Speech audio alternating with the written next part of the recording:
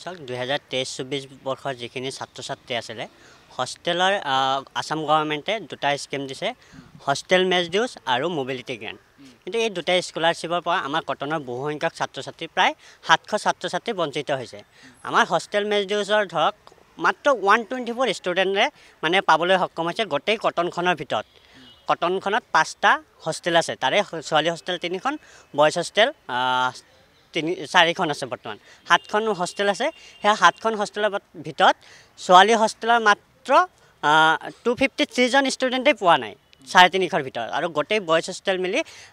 মানে all over hostel মিলি আপোনাৰ 124 ষ্টুডেণ্টে মোবিলিটি হোষ্টেল মেছ ডিউজটো পাবলৈ সক্ষম হৈছে আৰু মোবিলিটি যিটো আমাৰ কটন ইউনিভাৰ্চিটিৰ বহু সংখ্যক ছাত্ৰী মানে বেছিভাগেই ছাত্ৰী আছে তাৰে ছাত্ৰীসকলৰ ভিতৰত মাত্ৰ 361 জন ষ্টুডেণ্টে পাবলৈ সক্ষম হৈছে মোবিলিটি গ্ৰেণ্ট তো আমি এই ক্ষেত্ৰত আসাম গভৰ্ণমেণ্টক আমি বাৰম্বাৰ মেমৰেণ্ডাম দিছোঁ সামৰ পৰ্টেলৰ টেকনিকেল প্ৰব্লেমৰ কাৰণে ছাত্ৰ ছাত্ৰীখিনি ৰেজিষ্ট্ৰেশ্যন কৰিব পৰা নাছিলে তাত সেই ছাত্ৰ ছাত্ৰীৰ ডাটাখিনি আপলোড কৰা নাই সেইখিনি আমাৰ কটন ইউনিভাৰ্চিটি কৰ্তৃপক্ষই মানি লৈছে যে আমাৰ কিবা এটা কমিউনিকেশ্যন গেপৰ কাৰণে বস্তুখিনি ৰৈ আছে গোটেইখিনি ৰিপ্লাই আমাৰ তাত আছে কিন্তু তাৰ ভিতৰতে আমি মুখ্যমন্ত্ৰীলৈকে এপ্লিকেশ্যন দিছোঁ এইফালে DEC লৈ দিছোঁ আমাৰ কটন ইউনিভাৰ্চিটি কৰ্তৃপক্ষক দিছোঁ কিন্তু আজিলৈকে সেই ছাত্ৰ ছাত্ৰীৰ সমস্যাখিনি সমাধান নহ'ল আৰু ছাত্ৰ ছাত্ৰীখিনিয়ে পইচাখিনি পাবলৈ সক্ষম নহ'ল তো আমি গভৰ্ণমেণ্টক এটোৱে অনুৰোধ জনাওঁ আপোনালোকে স্কিম ছাত্ৰ ছাত্ৰীৰ সুবিধাৰ কাৰণে দিয়ে ছাত্ৰ ছাত্ৰীৰ বেকগ্ৰাউণ্ড যাতে ভালকৈ শিক্ষা লাভ কৰিব পাৰে উচ্চ শিক্ষা লাভ কৰিব পাৰে কিন্তু সেই ছাত্ৰ ছাত্ৰীক কেৱল নামত কিয় যে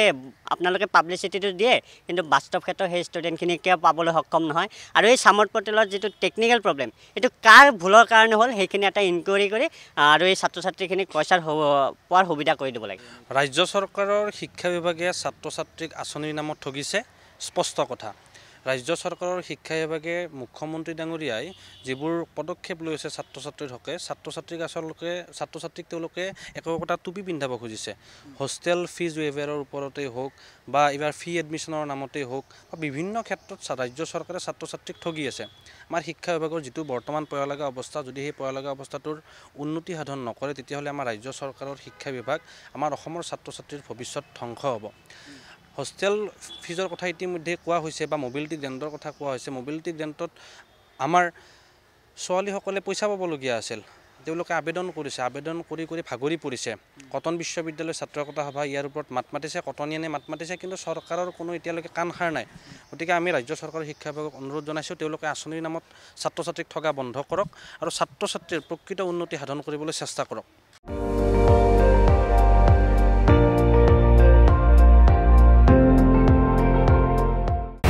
আপুনি চাই আছে ND24 সৰ্বশ্ৰেষ্ঠ নহয় সৰ্বোত্তমৰ দৌৰ